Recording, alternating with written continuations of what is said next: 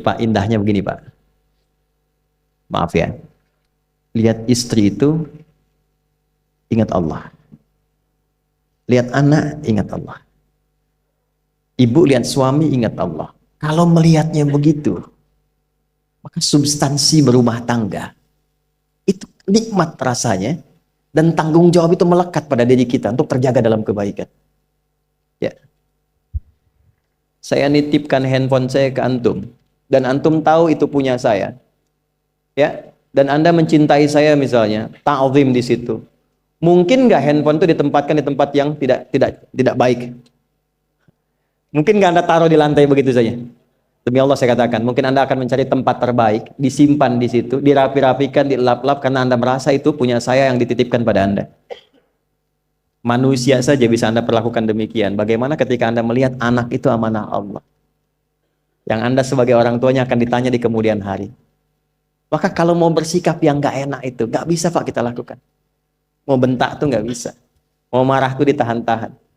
Ya. Dan itu dijaga. Lihat istri sebagai amanah Allah itu beda caranya dengan hanya melihat kemanusiaannya saja. Istri melihat suami sebagai amanah Allah akan lain. Ya. Makanya akan selalu sempat dan optimal merawat istri sendiri dibandingkan lihat-lihat istri orang. Begitu sebaiknya. Ibu pun tidak harus berharap, kenapa ya suami saya nggak seperti Ustadz? Harapan yang sia-sia. Sudah ada turunan hikmahnya. Nah itu ada latihannya. Latihannya apa? Alladzina yadhkurunallah, zikir.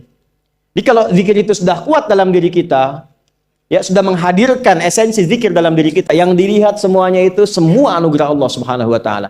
Jadi saat dia gembira itu dia bersyukur, dan saat dia sedang mengalami duka dia bersabar. Semua sama sebagai ibadah. Ajaban li amril mu'min. Kalau sudah seperti itu, kata Nabi, perkara hidupnya mengagumkan, gak ada keluhan.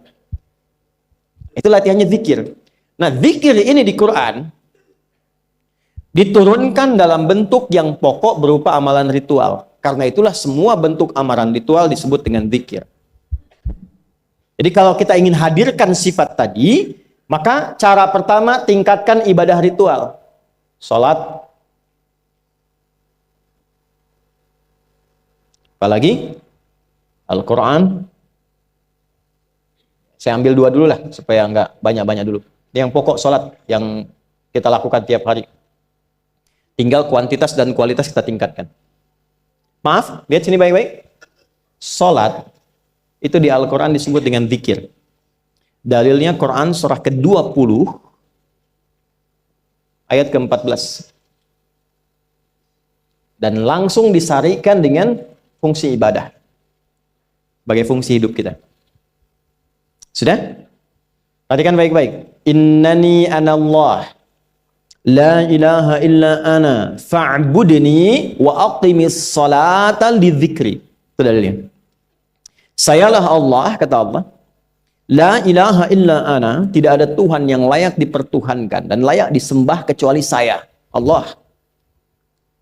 Allah. Bagaimana kenal Allah sebagai Tuhan? Ya, yang layak disembah, yang harus dipertuhankan, kenalnya bagaimana? Mendekatnya bagaimana? Fa'budni, sembah saya supaya kamu kenal saya, dekat dengan saya, tahu saya. Bagaimana caranya? Wa aqimis shalah, tunaikan salat. Jadi kalau pengen dekat dengan Allah, terkoneksi kepada Allah, tersambung, punya sifat tawakal yang kuat, nih tingkatkan salatnya, tambah. Makanya tiap hari kita sholat 5 waktu itu untuk membangun konektivitas dengan Allah. Sebab kalau sudah dekat, aksesnya pun terbuka semua. Itu maksudnya. Anda dekat dengan pimpinan, akses di perusahaannya kan mudah untuk diakses. Ya kan? Kita punya kenalan yang kuat, yang punya sesuatu, aksesnya mudah dibuka. Kita kenal Allah dan dekat dengan Allah, apa yang sulit bagi Allah. Dan ini kita yakin. Nah sekarang Allah kasih jalan. Coba lihat orang-orang dulu, ya. Mereka ketika akan melatih dirinya untuk tersambung kepada Allah, sholat semua, termasuk para nabi, rasul. Tapi dahsyatnya, ketika ada apapun dalam kehidupannya yang sulit Allah mudahkan, minta langsung dikabulkan. Dan sangat luar biasanya, seringkali terjadi mintanya lewat sholat. Nabi Zakaria itu kan dihukumi istrinya oleh medis itu menopause dan mandul. Maaf, nggak mungkin punya keturunan. Kapan mintanya? Dalam sholat. Mohon sama Allah. Dan itu dikabulkan. Dan diabadikan di Quran dengan surah yang sama, Ali Imran ayat 38 sampai 39. Hunalika da'a Zakaria rabbah qala rabbi habli min ladunka dzurriyyatan thayyibah innaka sami'ud du'a. Ya Allah, mereka mengatakan aku nggak mungkin punya keturunan. Mereka mengatakan istriku punya keterbatasan. Maka aku memohon kepadamu yang tidak punya batas dalam pemberian. Engkau yang maha mendengar. Kalau kepada yang maha mendengar doa saya tidak dikabulkan, mohon tunjukkan kepadaku lewat sholat ini ya Allah, dengan cara apa lagi dan kepada siapa aku mesti memohon. Itu nggak nunggu lama, permohonan selesai turun jawaban ayat 39-nya. Fanadathul malaikatu wa huwa qa'imun yusalli fil mihrab. Turun malaikat mengabarkan engkau dapat kabar gembira akan punya anak, langsung namanya dikasih Allah Yahya. Annallaha yubashshiruka bi Yahya. Artinya hidup yang mustahil menurut manusia, lahir dari rahim seorang perempuan, maaf, yang divonis monopause dan mandul bayi yang hidup, kata Allah nggak ada yang mustahil, lahir dan terjadi itu. Yahya, John, lahirlah. Kapan terjadinya? Saat sholat. Karena itu saat dipanggil sholat, itu isinya tuh kan doa semua. Silakan ngecek, isinya doa semua. Dari mulai takbir, sujud sampai salam, isinya doa semua. Dan itu konektivitas kita dengan Allah, minta. Kapan itu bisa terkabul dengan cepat doanya? Kapan selesai urusan kita? Kalau koneksinya bagus. Makanya disebutnya zikir, yang terhubung, yang nyambung. Semakin kenal, semakin dekat, semakin mudah. Kadang belum minta, sudah diberi. Ada yang orang belum berucap, Allah sudah berikan. Sehingga ketika menghadapi masalah yang sama, ringan. Bukan gak punya masalah. Akan dihadapi, diringankan oleh Allah. Masalah yang sama, ini sampai ribut, adu argumentasi. Orang ini cuma senyum selesai. Betapa banyak masalah kecil diargumentasikan jadi besar. Akhirnya problem. Tapi tidak sedikit masalah besar dihempaskan di atas sajadah. Ketika koneksinya dengan Allah itu kuat, tiba-tiba hilang seketika. Selesai. Makanya Nabi Yakub kalau punya masalah, yang beliau lakukan apa? Dia bentangkan sajadahnya, dia sholat, dia mohon kepada Allah. Itu dilestarikan di Quran surah ke-12 Yusuf ayat ke-86. Aku tuh kalau sedang punya masalah apapun, ya aku bangun konektivitas dengan Allah. Innama ashku bathi wa huzni ilallah. Saya curhatnya cuma sama Allah. Ini Pak, ini bagian pertama. Nah, jadi kalau ingin semakin kuat, sampai ada masalah diringankan, mau kerja dibukakan pintunya, itu ada jenisnya. Yang pokok ada 5 waktu, 17 rakaat. Yang detil itu ada pada sunnahnya. Dan itu hebatnya dalam Islam. Dijelaskan caranya, disebutkan tujuannya, dan diterangkan hikmahnya. Contoh. Kita sekarang jam berapa? Jam 9.20. Di waktu saat ini ada waktu sholat disebut dengan sholat duha. Duha itu dibagi 3. Ada awal duha, penguat zikir, pengganti seluruh bagian zikir di tubuh kita, yang disebut dengan syuruk. Itu kurang lebih jaraknya 1 jam setelah subuh. Jadi kalau tadi 4.45, ya 5.45 menjelang jam 6 itu masuk syuruk. Setelah itu masuk ke jam 8 sampai ke kurang jam 10 itu pertengahan duha. Pertengahan duha. Apa fungsinya? Di antaranya mempermudah rizki. Di antaranya. Bilangannya berapa? 2 sampai 4 rakaat bisa dikerjakan. Ya, dan harapannya apa? Bukan pada rizkinya. Ya, jadi jangan sampai motifnya cuma sekedar keduniawi, kurang tepat. Kenalkan kepada Allah, nanti biarkan janji yang disampaikan oleh lisan Rasulullah itu terjadi. Ya, jangan pada rizkinya, ini terbatas, cuma sampai situ. Tapi kalau kita minta sama Allah, dikasih jalannya itu dari sisi yang tidak kita duga. Anda berhitung, Allah kasih hitungan. Anda tak berhitung, Allah kasih apa yang tidak pernah Anda hitung sebelumnya. Itu poinnya. Maka lakukan sholat dekati, itu yang disebut sholat duha. 2 rakaat, tambah lagi 2, untuk kenal Allah. Kalau sudah merasakan dekat, sudah nyaman, sudah enak, muncullah kemudian kesan dalam hati, terserah Allah mau kasih berapa. Yang penting sudah enak, sudah damai. Di titik itulah kemudian Allah limpahkan dari apa yang nggak pernah kita duga sebelumnya. Tiba-tiba keluar, kok ada telepon, dapat proyek, dapat macam-macam. Tapi tujuan sholatnya bukan untuk proyeknya. Buat kenal Allah, ulul albab ini. Kalau cuma pengen lancar, baru serabutnya. Kalau cuma pengen lulus proyek, itu baru daging luarnya. Ulul albab itu kenal Allahnya, sehingga dia tahu akses intinya tuh itu. Itu poinnya. Dan gak mahal. Emang kalau sholat duha di Anur bayar Pak? Pakai biaya. Baiknya luar biasa. Sudah? Satu. Kalau mau lagi misalnya, ini yang paling dahsyat nih. Dibimbing kita sampai ke posisi terbaik di apapun itu. Jadi ayah terbaik, ibu terbaik. Ya, jadi karyawan strategis, di militer terbaik. Terbaik tuh gini, di tempat terbaik yang memuliakan tuh makom namanya. Makanya kuburan sering disebut makam kan? Ya kan? Maksudnya apa? Maksudnya Anda selama hidup berkaryalah yang baik, ibadah yang benar, sehingga Anda wafat pun terhormat. Ya, kata makom itu pertama kali di Al-Baqarah ayat 125, makom Ibrahim. Ya. Ketika Allah sampaikan dalam Al-Qur'an, didapatkan di situ makom Ibrahim, wa idz ja'alnal baita matsabatan lin-nasi wa amna wattakhidhu min maqami Ibrahim. Makanya kalau kita tawaf, itu dari mulai Hajar Aswad kan sampingnya dekat sekitar 5 meter ada makom Ibrahim kan? Itu tapak kaki pertama beliau meninggikan pondasi Ka'bah dan di situ diabadikan kemuliaannya sampai beliau wafat. Dikenal sampai sekarang. Ya, setelah sekian abad. Jadi kalau kita ingin terhormat dan masih dikenang sampai kapanpun, itu makom namanya. Tapi ada cara yang lebih hebat. Anda di posisi itu, lawan pun mengakui memang Anda yang pantas ada di situ. Itu namanya makom mahmuda. Makom mahmuda. Siapa yang bikin urutan 100 tokoh paling berpengaruh di dunia? Siapa?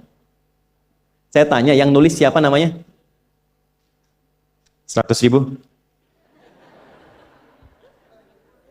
200.000? Dia mencari langsung di Google tuh. Lambat mas, waktu habis. Michael Chart. Dia yang nulis, maaf ya. Urutan pertamanya siapa? Muhammad SAW. Yang nulis itu muslim atau bukan? Kok bisa tergerak hatinya untuk menempatkan seorang nabi muslim di tempat pertama? Saya tanya begini, kenal Abu Jahal nggak? Ya Allah, makin siang nih nggak fokus nih. Saya kira cuma di Bengkali saja yang kenal Abu Jahal, sini kenal juga. Baik, Abu Jahal itu, apakah orang ini tidak kenal Nabi? Orang ini tahu, kalau saya sebut orang ini berarti kurang bagus ya. Kalau saya sebut beliau berarti baik ya. Abu Bakar saya sebut beliau, Abu Jahal orang ini. Maksudnya Abu Jahal. Apakah orang ini tidak tahu kalau Nabi itu mulia? Nabi unggul. Nabi hebat kan? Jadi mengakui sebetulnya Nabi unggul. Dan gulat dengan Nabi itu dalam olahraga kalah. Dia tahu Nabi itu kuat. Ya. Di dalam cinta juga tahu Nabi paling unggul. Abu Jahal melamar Sayyidah Khadijah ditolak, Nabi nggak lamar, Sayyidah Khadijah minta dilamarin. Ya. Dari sejak itulah dia nggak mau tahu semua yang dari Nabi, pokoknya semua harus jelek. Walaupun dia tahu itu baik. Nggak kenal, sampai nggak menanamkan pada dirinya nggak ingin kenal kebaikan Nabi. Nggak ingin kenal pada sesuatu, itu jahlun namanya. Jadi kalau ada mbahnya yang paling bodoh, yang nggak pengen tahu, itu Abu Jahal namanya. Maka sejak saat itu orang ini disebut dengan Abu Jahal. Tapi Abu Jahal pun itu meyakini kebenaran, kekuatan Nabi, cuman karena iri saja. Gitu. Tapi dia nggak bisa nolak. Menilai seseorang di tempat terbaik yang kita nggak bisa nolak dan mengakui memang dia orang yang terbaik, itu namanya makom mahmuda. Tahukah Anda? Jalan untuk mencapai makom mahmuda itu nggak akan mungkin kita dapatkan kecuali mendekati yang punya semua makom, yaitu Allah Subhanahu wa Ta'ala. Dan jalannya lewat sholat. Itu lewat sholat. Tapi karena ini levelnya istimewa, tingkat tertinggi, ya prajurit pengen jadi komandan terhebat yang diakui, nggak ada orang nyoal. Di kepolisian pengen jadi pimpinan yang baik dan semua mengakui sehingga nggak ada yang nyoal. Di perusahaan pengen jadi pimpinan yang ideal, ya semua mengakui, nggak ada yang nolak. Itu makom mahmuda. Jalannya apa? Ternyata nggak pakai uang, nggak pakai koneksi-koneksi yang tidak jelas. Koneksinya dibangun dengan Allah sehingga Allah melembutkan hati semua orang itu untuk menetapkan dia yang terbaik. Sholat. Karena levelnya tinggi, dinaikkan dari sekedar sholat fardu. Ditempatkan di waktu yang tidak biasa. Butuh pengorbanan, butuh perjuangan. Namanya tahajud. Turunlah Quran surah ke-17 ayat 79 sampai 81 itu. Quran surah 17 ayat 79 sampai 81. Ini poinnya. Wa minal laili fatahajjad bihi nafilatan laka asa ayyab'atsaka rabbuka maqaman. Ini kan terjadi keanehan kan, ironinya. Anda pengen sukses, pengen tertinggi, Anda tahu Allah penentunya, Anda tahu Allah yang punya rizki, Allah punya kekuasaan, tapi Anda nggak mendekati Allah. Terus yang dipakai cara-cara salah, kenapa harus korupsi? Kenapa harus nyogok? Kalau SK-nya nggak Allah tetapkan, nggak akan turun juga. Dan sudah hukum, kalau ayah berbuat maksiat, itu anak istri pasti kena. Itu udah hukum. Makanya saya mohon ya para ayah itu kalau mencari nafkah, cari yang benar. Kasihan anak Anda yang di SD. Harus berhenti sekolah. Maaf, bukan anak Anda, maksudnya anak orang lah. Kenapa harus korupsi? Maka ketika ada tawaran sogokan yang nggak bagus, tuh yang dibayangkan tuh itu bukan cuma proyek jalan dapat uang banyak, tuh anak-anak tuh bahaya. Ke sekolah disebut anak koruptor, sedih. Istri nggak sanggup keluar belanja. Pikirkan, itu sudah hukum. Sudah hukum. Anak juga begitu. Kalau mau berperilaku, ingat orang tua. Sebab ketika tidak baik, orang tua pasti kena. Anak di sekolah berantem, yang dipanggil siapa? Tuanya. Itu selalu terikat. Di rumah tangga itu selalu begitu. Karena nafas itu terikat. Semua saling mengikat. Babnya itu jelas. Nah, balik ke sini.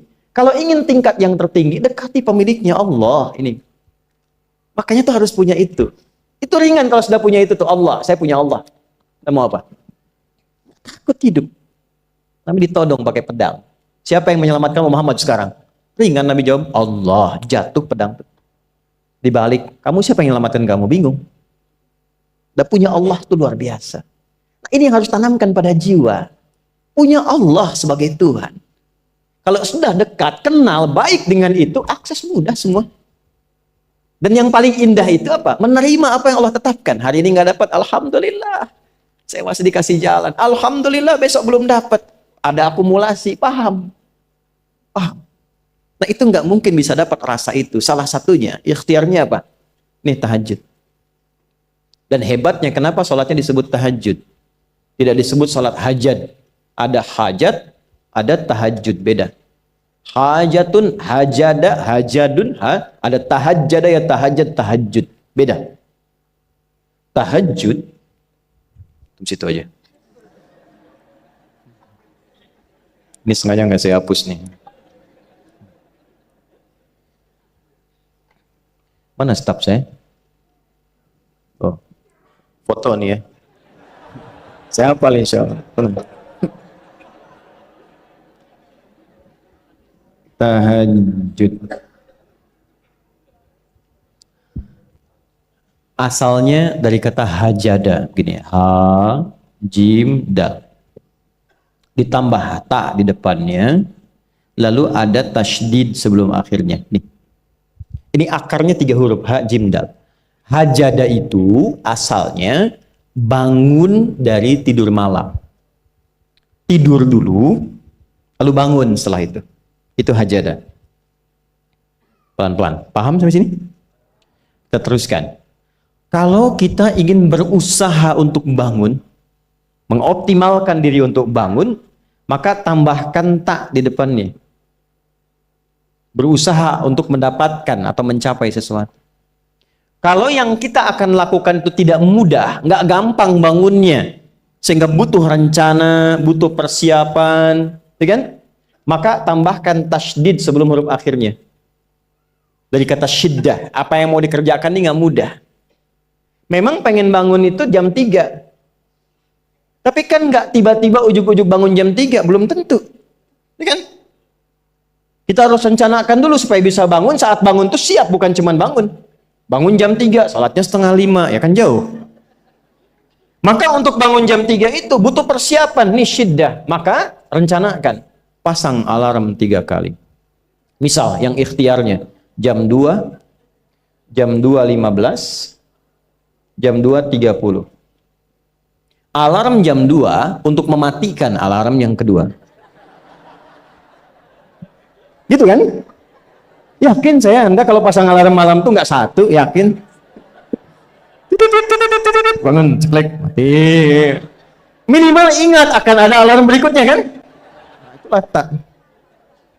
Allah itu sudah tahu modus-modus kita itu.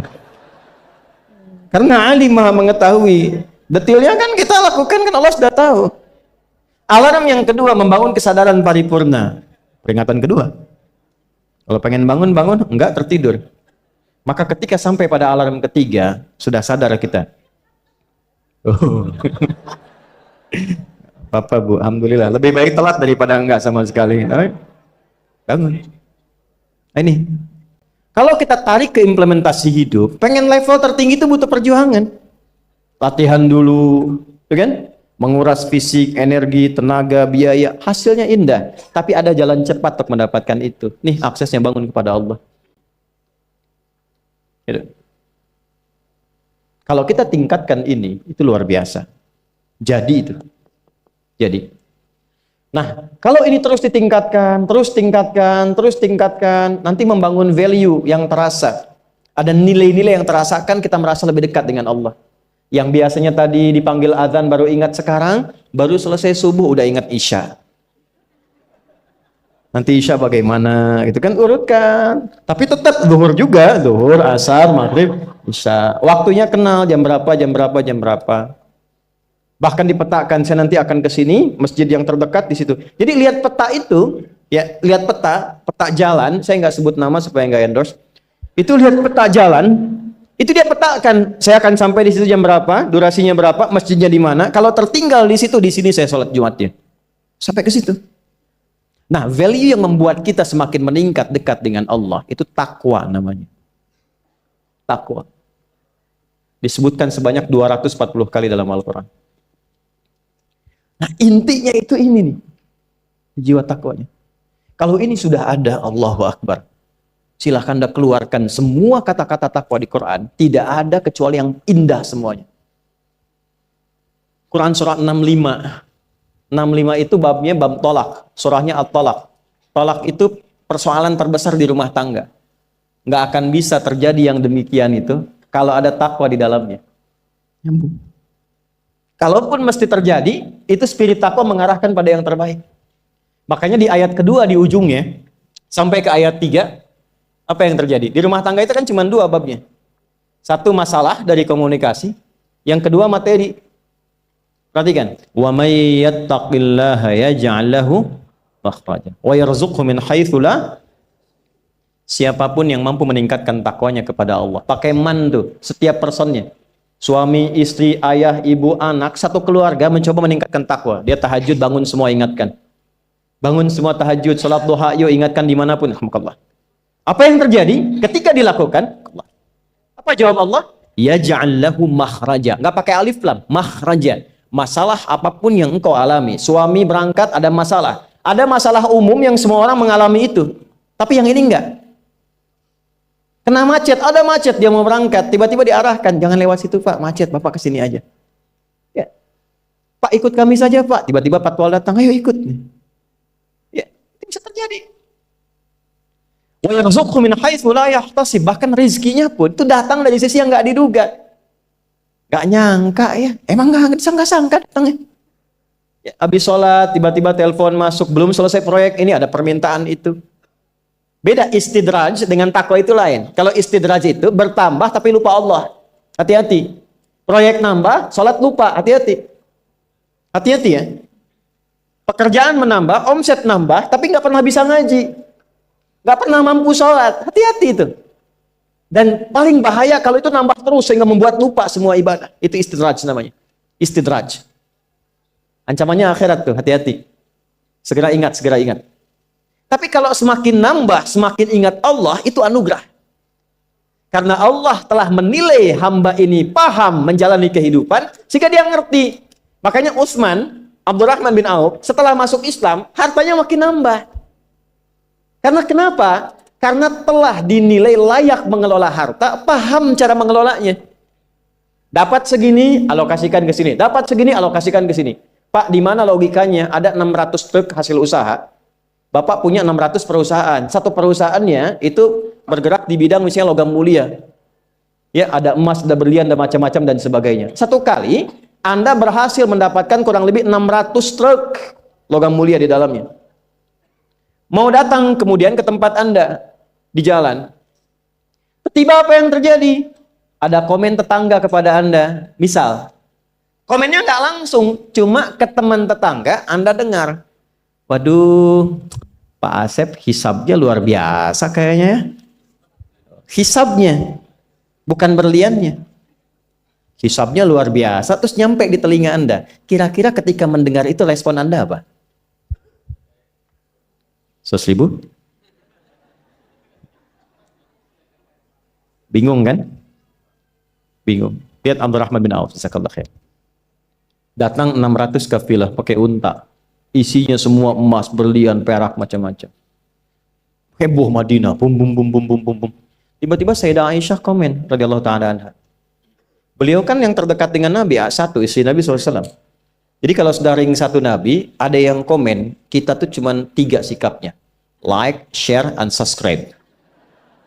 Gak usah ikut komen lagi. Sukai, share, subscribe. Ikuti jalannya. Apa komennya? Secara singkat, kama qalat. Aku pernah mendengar Nabi SAW mengatakan, Abdurrahman bin Auf itu agak lambat hisabnya. Ya, selamat-lambatnya cepat juga dibanding kita kan? Ya? Maksudnya apa? Ingin menggambarkan betapa banyak kekayaannya. Scan, checklist, semua. Ketika mendengar komen itu, apa kata Abdurrahman bin Auf? Saya jadikan semua yang baru datang itu saya sedekahkan semua untuk orang Madinah. Supaya mempercepat hisabnya itu. Saya sedekahkan semua. Bisa nggak begitu?